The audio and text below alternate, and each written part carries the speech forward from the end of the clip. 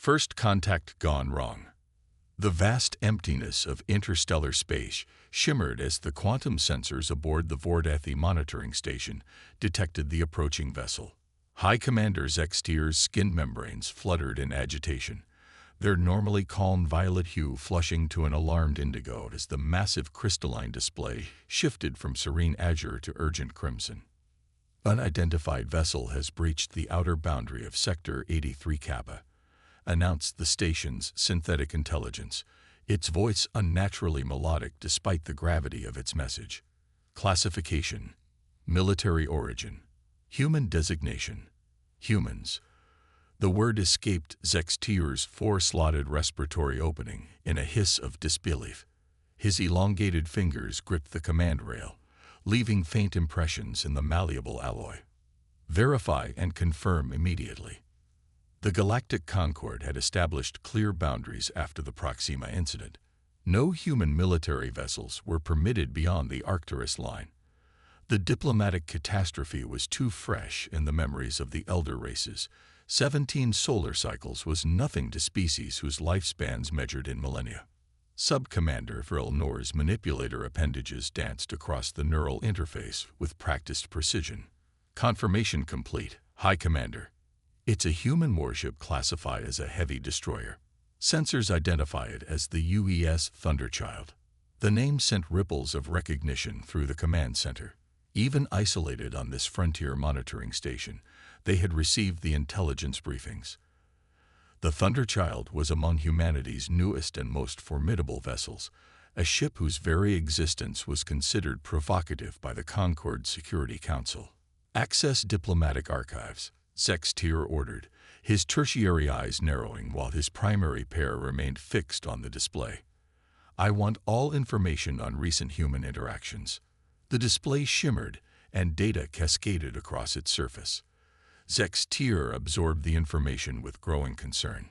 5 standard rotations ago, the human diplomatic vessel Olive Branch had entered Vordathi space on a sanctioned mission to establish formal relations with the collective. Communications had abruptly ceased. The humans claimed their ship was destroyed. The Vordathi denied any involvement. Compose immediate transmission to the Concord Central Authority, Zextier ordered. Priority classification: imminent conflict.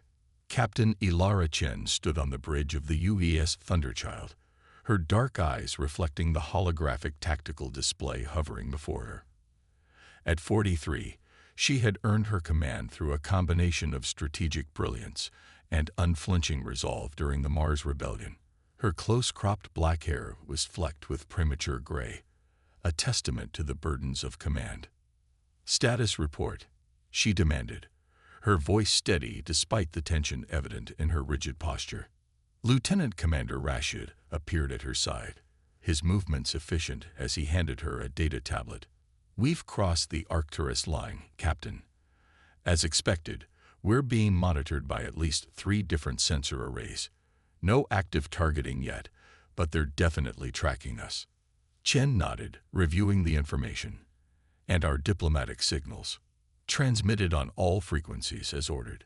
No response from the Vordathi collective. Rashid hesitated. Captain, I should note that Fleet Command's parameters for this mission are somewhat open to interpretation. A ghost of a smile touched Chen's lips.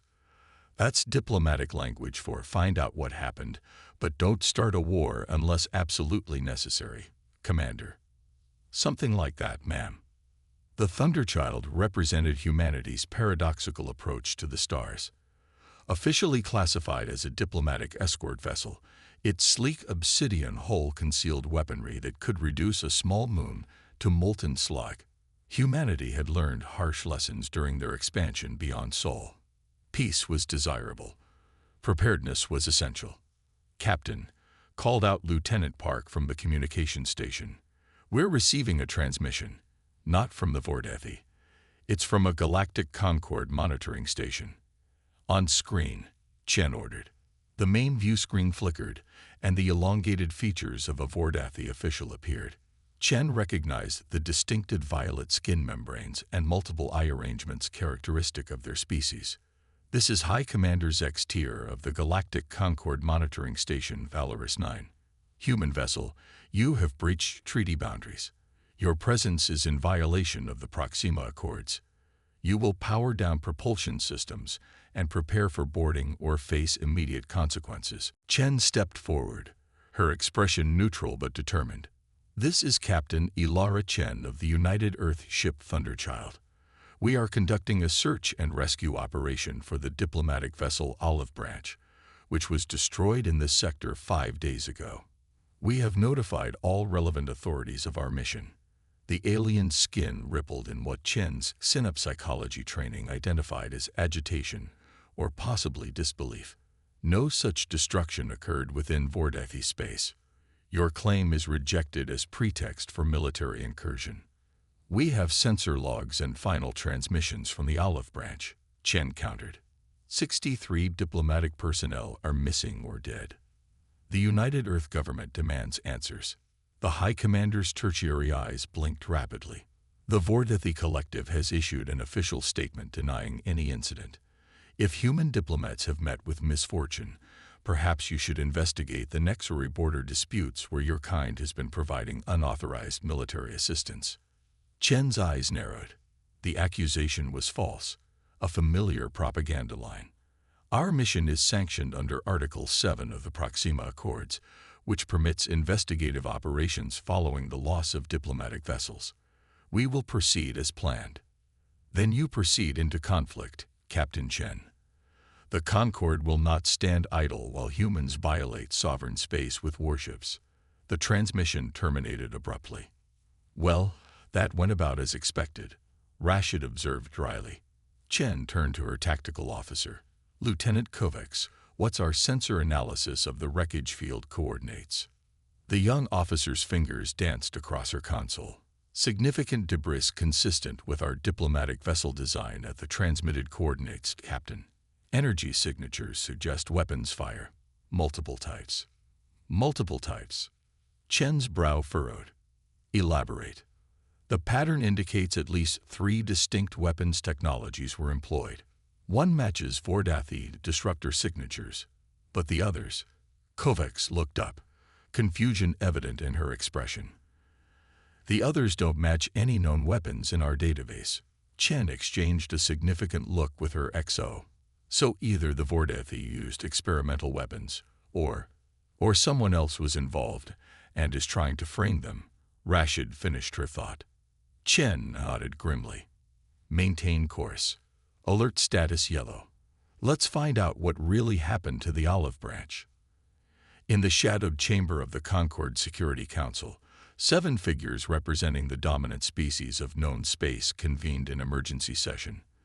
Their forms varied dramatically, from the crystalline structure of the thorax representative to the amorphous plasma containment suit housing the Kelvary consciousness. First speaker, Maltorin of the Vordathi, addressed the assembly, his agitation evident in the rapid pulsing of his skin membranes. The humans have dispatched a warship into collective space. This is a clear provocation that cannot stand. Let us not be hasty, countered the Lorani delegate, her feathered crest rising slightly. Humans claim they lost a diplomatic vessel. Their investigation is not unprecedented. They lost no vessel. Maltorin's voice rose. This is pretext. The infamous Thunderchild is no mere investigator. It is a planet killer masquerading as a diplomatic escort. The ancient Droveri representative's voice rumbled like distant thunder. Interesting. You seem unusually certain about the status of a ship you claim never entered your space. First speaker. Silence fell across the chamber. Maltorin's membranes flushed dark. The collective has nothing to hide, but we will not tolerate human military vessels in our sovereign territory. Perhaps, suggested the Kelvary in their harmonized voice pattern, we should dispatch a neutral Concord investigation team. If the humans truly lost a diplomatic ship, evidence will remain. There is no time, insisted Maltorin. The Thunderchild will reach the alleged coordinates within 17 hours. I move that the Council authorize defensive action. Votes were cast. 4 in favor, 3 against. As the session concluded, the Drovari representative lingered, watching the Vordathi delegation depart with troubled eyes. Something wasn't right. The humans were aggressive and unpredictable, yes, but rarely foolish enough to risk galactic war without cause. The ancient being activated a secure quantum channel to a most unusual contact.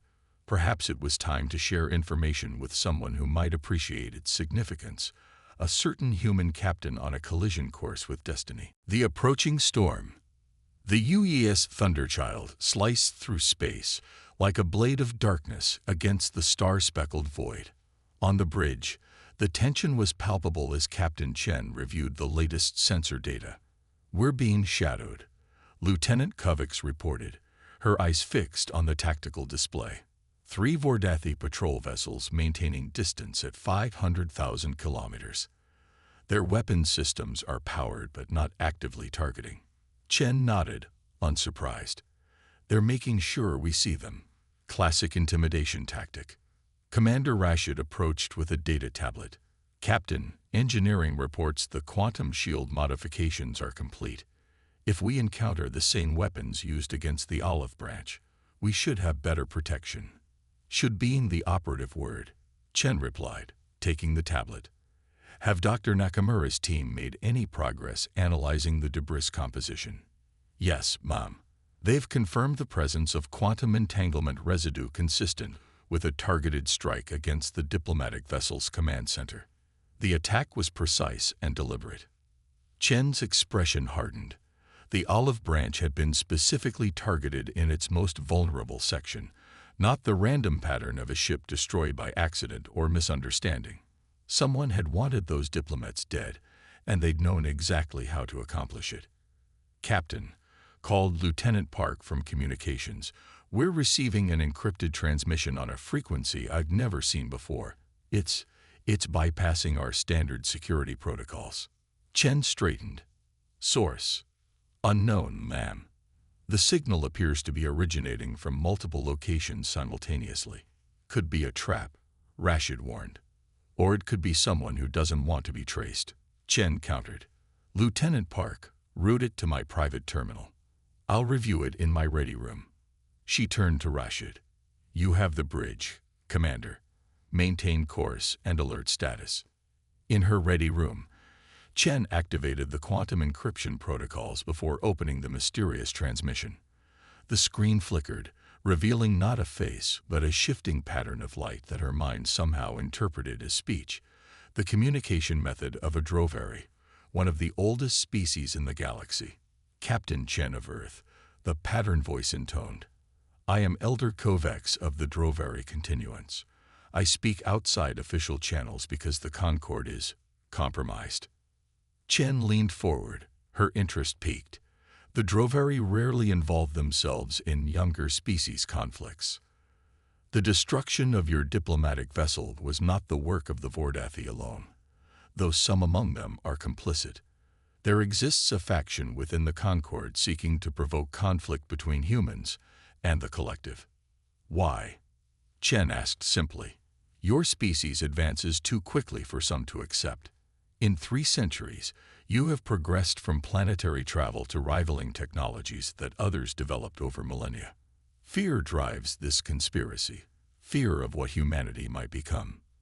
The pattern shifted, conveying what Chen interpreted as concern. "The Vordathi fleet has been secretly mobilized. They have orders to prevent you from reaching the coordinates where your diplomatic vessel was destroyed. There is evidence there that certain factions do not wish discovered." "What evidence?" "That I cannot say with certainty, but I advise caution, Captain. You sail into waters more treacherous than you know." The transmission ended abruptly, leaving Chen staring at a blank screen. After a moment's reflection, she returned to the bridge. "Change of plans," she announced. "Lieutenant Kovacs, prepare a detailed sensor sweep of the region around the olive branch's last known coordinates. Commander Rashid, I want our stealth systems at maximum efficiency." Rashid raised an eyebrow. "Captain." "We're being set up, Commander. Someone wants a war between Earth and the Vordathi, and they're using the destruction of our diplomatic mission as the catalyst. Before Rashid could respond, Lieutenant Park called out urgently, "Captain, the Vordethi vessels are accelerating. They're moving to intercept course." Chen's decision was immediate. Red alert. Battle stations. High Commander Zek's tear watched with growing alarm as orders bypassed his authority. The Defense Ministry had directly commanded the patrol vessels under his jurisdiction to intercept the human warship. "This is madness," he muttered to Sub-Commander Vrelnor. "3 patrol vessels against a human destroyer. They'll be annihilated." Vrelnor's manipulator appendages fidgeted nervously. "It seems the Ministry wants a provocation, Commander." Zek's 4 eyes blinked in sequence, a sign of deep thought among his species. Why would they desire conflict with the humans? Our military assessments clearly indicate we lack the capacity to win such a war. Perhaps they believe the Concord will intervene. "The Concord debates while ships burn," Zek's said bitterly. "Something else is happening here." He straightened, coming to a decision. "Prepare my personal shuttle. I'm going to inspect the patrol vessels personally." "Commander." Vrelnor's voice conveyed shock. "That's highly irregular. As is ordering patrol vessels to attack a superior enemy force without proper support," Zek's countered. "Prepare the shuttle. That's an order." Aboard the Thunderchild, Captain Chen watched the approaching Vordethi vessels with a calculating eye. "Time to intercept." 17 minutes, Captain," Kovacs replied. "Their attack pattern is unusual," Rashid observed, studying the tactical display. "They're spreading out to create a wide engagement envelope. Standard Vordethi doctrine calls for concentrated force." Chen nodded. "Because this isn't about winning a battle. It's about forcing us to fire the first shot." She turned to communications. "Lieutenant Park, open a channel to the lead Vordethi vessel." The view screen flickered to life, showing a Vordethi officer whose membranes pulsed with aggressive coloration. "This is Captain Chen of the UES Thunderchild. Your current course and speed indicate hostile intent. We are conducting a lawful investigation under Article 7 of the Proxima Accords. Stand down and withdraw." The Vordethi officer's voice was cold. "This is Commander Vex Lear of the Vordethi Defense Force. Your vessel is in violation of sovereign space. Power down weapons and propulsion systems immediately, or we will open fire. We have evidence that our diplomatic vessel was destroyed in this sector." Chen persisted. "We have the right to investigate." "Your final warning, human," the Vordethi commander interrupted. "You have 5 minutes to comply." The transmission ended. "Options?" Chen asked the bridge crew. Kovacs spoke first. "Their patrol vessels are armed with disruptor cannons, similar to the weapons signature we found on the olive branch debris. Not powerful enough to penetrate our shields quickly, but in combination, they could cause damage. We could outrun them," suggested the helmsman. "The Thunderchild can outpace any Vordethi vessel in our database." Rashid shook his head. "If we run, we lose our chance to investigate. Plus, it would look like an admission of guilt, exactly what whoever is behind this wants." Chen considered for a moment. "Lieutenant Park, prepare a data package containing all our sensor information about the olive branch destruction. Transmit it on an open frequency. I want every ship and station in this sector to receive it." She turned to tactical. "Lieutenant Kovacs, activate our defensive systems, but power weapons to minimum levels. Enough to disable, not destroy." "Captain," Rashid cautioned, "if we engage Vordethi military vessels, even defensively, the diplomatic ramifications will be severe." Chen finished for him. "But if we retreat without evidence, Earth will be blamed for an aggression we didn't commit. We need to reach those coordinates." The minutes ticked by intense silence. "The Vordethi vessels are charging weapons," Kovacs reported. "They're moving into attack formation. Hold position," Chen ordered. All hands braced for impact. The first disruptor blast struck the Thunderchild's quantum shields, causing the lighting to flicker momentarily. "Shields holding at 92%, reported Kovacs. They're attempting to target our propulsion systems. Evasive pattern Delta. Chen commanded. Return fire. Disabling shots only. Target their weapon systems. The Thunderchild moved with surprising agility for its size, its point defense lasers firing with surgical precision. One of the Vordethi vessels listed to port as its primary weapons array went dark. "Captain," Park called out, "I'm detecting another vessel approaching at high speed. It's small, likely a shuttle." "Vordethi?" Chen asked. "Yes, but it's broadcasting on all frequencies. Audio only." "Let's hear it." A voice filled the bridge, speaking in accented but clear English. "Human vessel, this is High Commander Zex Tier of Monitoring Station Valorous 9. I request immediate cessation of hostilities and direct communication." Chen exchanged surprised glances with Rashid. "The station commander? What's he doing here in a shuttle?" "Could be a trick," Rashid suggested. Chen considered briefly. "Lieutenant Park, respond to the shuttle. Inform Commander Zex Tier that I'll speak with him, but the patrol vessels must stand down first." Minutes later, the Vordethi patrol ships had withdrawn to a defensive perimeter, and Zex Tier's shuttle maintained position 5,000 kilometers from the Thunderchild. On the view screen, the High Commander's 4 eyes blinked nervously, but his posture conveyed determined dignity. "Captain Chen, I must inform you that the patrol vessels were acting on orders that did not pass through proper command channels. Someone within our defense ministry is attempting to provoke conflict. That aligns with our assessment," Chen replied carefully. "We have evidence suggesting the destruction of our diplomatic vessel was designed to create tension between our peoples." Zex Tier's membranes pulsed in a pattern Chen recognized as indicating distress. "Captain, I believe elements within both our governments are being manipulated. The coordinates you seek, I have reviewed the sensor data from our monitoring station. There was indeed an explosion consistent with your diplomatic vessel's destruction, but there was also a third party present." Chen leaned forward. "A third party? A vessel using advanced cloaking technology. We detected it only because the explosion temporarily disrupted its systems. The energy signature," Zex Tier hesitated.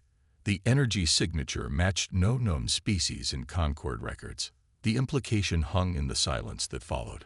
An unknown player was manipulating galactic politics. "High Commander," Chen said finally, "I propose we conduct a joint investigation of the incident site. Your shuttle alongside my ship. Transparent sharing of all findings." Zex Tier's membranes rippled in what Chen recognized as the Vordethi equivalent of a resigned sigh. "Agreed, Captain. But we must hurry. If my suspicions are correct, others will be moving to eliminate the evidence even as we speak." As the communication ended, Rashid moved closer to Chen. "Captain, are you sure about this? Bringing a Vordethi official aboard during an active diplomatic crisis?" Chen's eyes remained fixed on the starfield ahead. "Sometimes, Commander, the only way to disarm a trap is to spring it with allies at your side." Hidden agendas. The debris field hung suspended in the void like a macabre monument. Fragments of the olive branch, hull plates, structural beams, and unidentifiable components drifted in an expanding cloud that stretched for thousands of kilometers. The Thunderchild moved cautiously through this graveyard, its sensors recording every detail. In the ship's conference room, Captain Chen stood beside High Commander Zex Tier, both studying the holographic representation of the debris pattern. "The destruction was thorough," Zex Tier observed, his 4 eyes tracking different segments of the display simultaneously. "Multiple weapon impacts, precisely targeted at crucial systems." Dr. Amara Nakamura, the Thunderchild's chief scientist, manipulated the hologram with practiced gestures. "We've identified 3 distinct weapon signatures. One matches known Vordethi disruptor technology, but the other 2 are unlike anything in our database." Chen finished. "High Commander, do you recognize these energy patterns?" Zex Tier's membranes rippled in the equivalent of a human frown. "The second signature bears similarities to experimental weapons developed by the Nexori Dominion. But the third," he hesitated. The third exhibits quantum phase variance well beyond current Concorde technology. Commander Rashid, standing at Chen's side, raised an eyebrow. So we have apparent Vordethi weapons, possible Nexori technology, and something unknown, all used in a coordinated attack on a human diplomatic vessel. That suggests collaboration between multiple parties, or a single party with access to various weapons technologies, Chen countered. Someone trying to implicate others. Dr. Nakamura highlighted a particular cluster of debris. Captain, we've detected something unusual. Several components show evidence of precise removal. Surgical extraction, not destruction. Extraction. Chen's eyes narrowed. Someone boarded the olive branch before destroying it. Or during the attack, Nakamura suggested. The pattern suggests they were targeting specific systems or information. Zextier's manipulator appendages twitched with agitation. Your diplomatic vessel. What was its true mission, Captain? What would be worth such a coordinated attack? Chen met the alien's multiple eyes steadily. The olive branch was carrying the final draft of a proposed alliance between Earth and the Vordethi Collective, a mutual defense pact outside Concorde oversight. Only 6 people in the United Earth government knew its full contents. The conference room fell silent as the implications settled over the assembled officers. Such an alliance would significantly alter the power balance in this sector, Zextier said finally.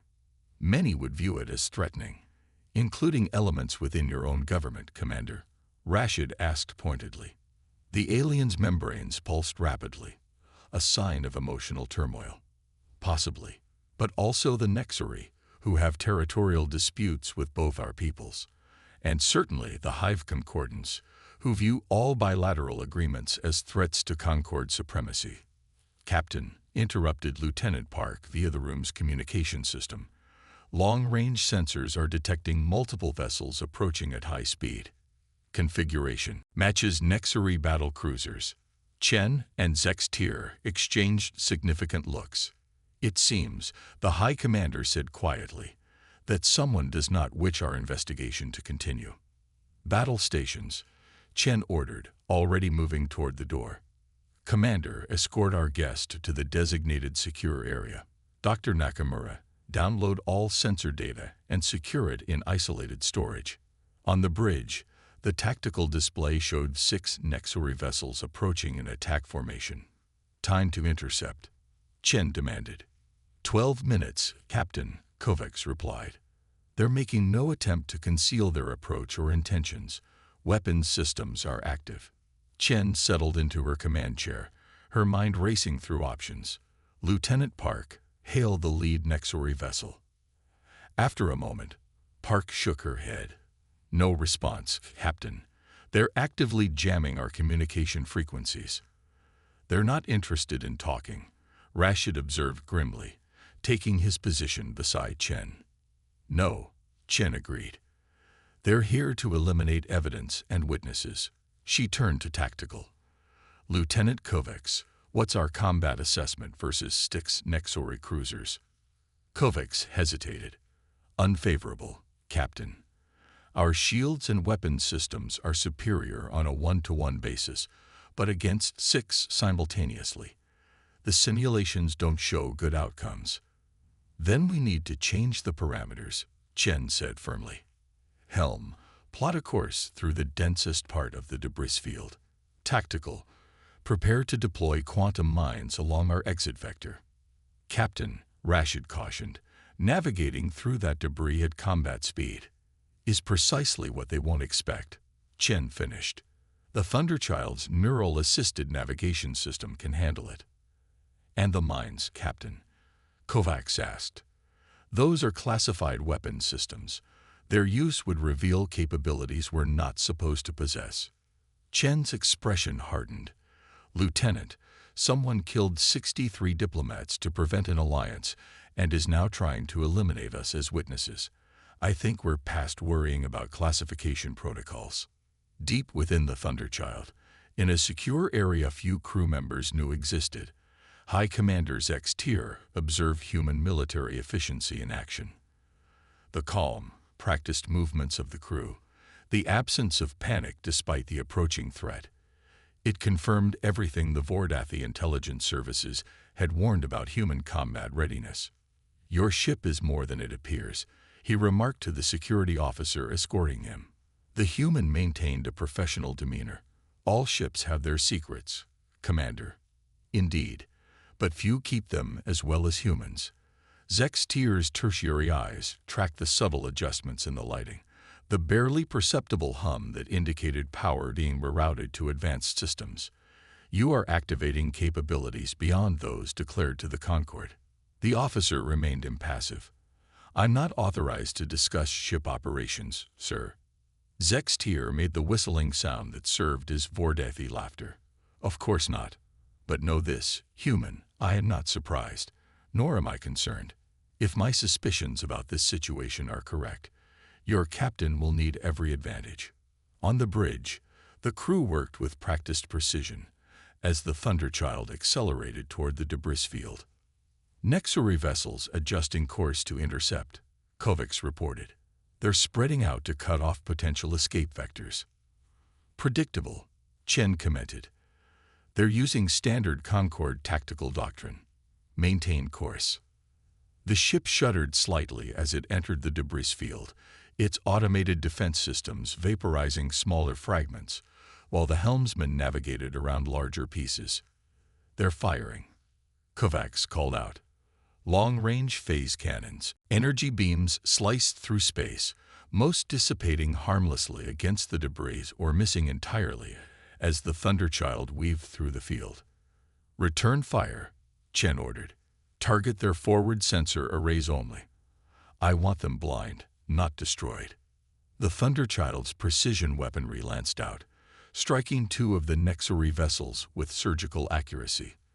Their forward sections erupted in cascades of energy as sensitive equipment overloaded. "Direct hits," Kovacs confirmed. "Their formation is breaking up." "Deploy mines," Chen commanded.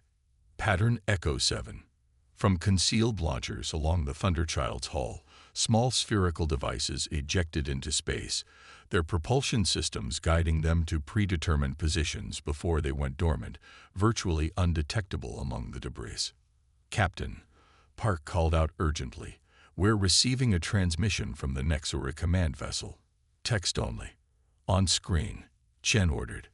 The message appeared, its wording blunt. "Human vessel. You poes restricted INFVORMATIVON. Stand down or be destroyed as enemies of the Concord." "That's an interesting interpretation of Concord law," Rashid observed dryly. Chen's expression was grim. "They're desperate." "Lieutenant Park," no response. "Helm, prepare for maximum acceleration on my mark." The Thunderchild continued its dance through the debris field, the pursuing Nexuri vessels growing more cautious as they encountered the increasingly dense distribution of fragments. "We're approaching the exit point," the helmsman announced. "Nexuri vessels are attempting to converge at our projected emergence coordinates." Chen allowed herself a small smile. Exactly as anticipated. "All hands, secure for high-G maneuvers. Helm, on my mark. Execute course variation Zeta, and go to emergency acceleration." Moments later, the Thunderchild burst from the debris field, not on its original vector, but at a sharp angle, its engines flaring with power that pushed the crew into their acceleration couches. Behind them, the Nexuri vessels struggled to adjust course. "Mines active," Kovacs reported. "Proximity triggers enabled." As the first Nexuri cruiser cleared the debris field, following the Thunderchild's original projected course, the space around it erupted. The quantum mines detonated not with conventional explosions, but with precisely calibrated gravitational distortions that warped spacetime itself. The Nexuri vessel shuddered, its structural integrity compromised as conflicting gravitational forces tore at its hull. Two more Nexuri ships suffered similar fates as they triggered additional mines. None were destroyed, but all three were effectively disabled, their systems overwhelmed by the unexpected technology. "The remaining vessels are breaking off pursuit," Kovacs announced, unable to keep a note of satisfaction from her voice. "They're moving to assist their damaged companions.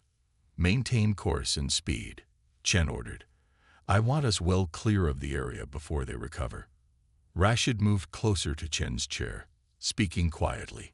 "Captain, we just revealed quantum gravitational technology that officially doesn't exist. The diplomatic fallout will be handled," Chen interrupted. "Right now, our priority is to understand why someone is willing to start an interstellar war to prevent an Earth-Vordathi alliance." Hours later, in the ship's secure conference room, Captain Chen, Commander Rashid, Dr. Nakamura, and High Commander Zex Tier reviewed the compiled evidence.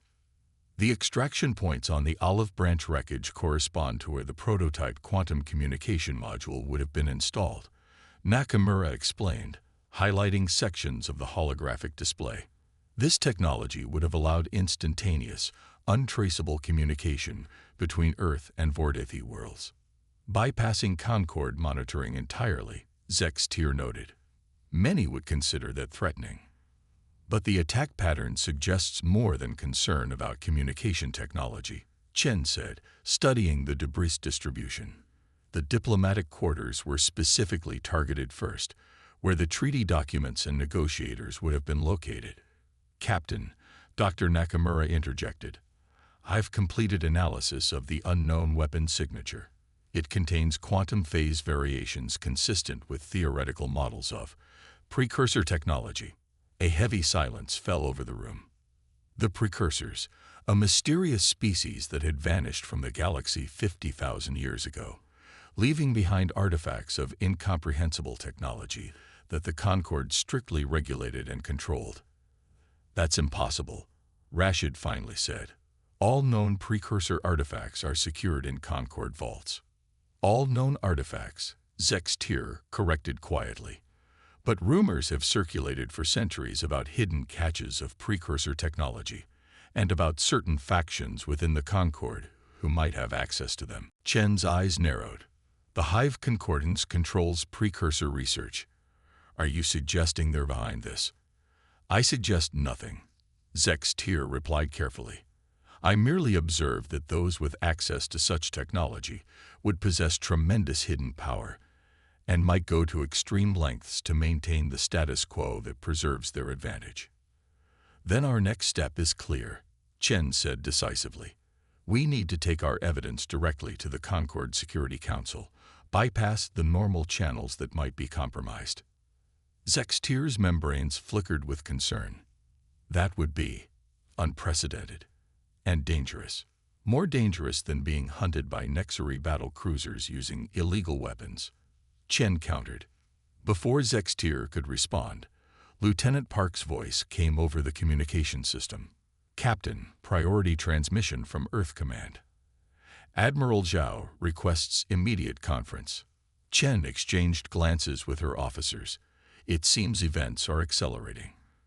"Commander, please escort High Commander Zex Tier to guest quarters. We'll continue this discussion after I've spoken with Earth Command." As the others filed out, Chen activated the secure quantum communication system. Admiral Zhao's weathered face appeared on the screen, his expression grave. "Captain Chen, your situation has escalated beyond a simple investigation. The Concord Security Council has issued a formal condemnation of Earth for unauthorized military action in restricted space. The Vordathi government is denying any knowledge of High Commander Retroclaude hit the max length for a message and has paused its response. You can write continue to keep the chat going."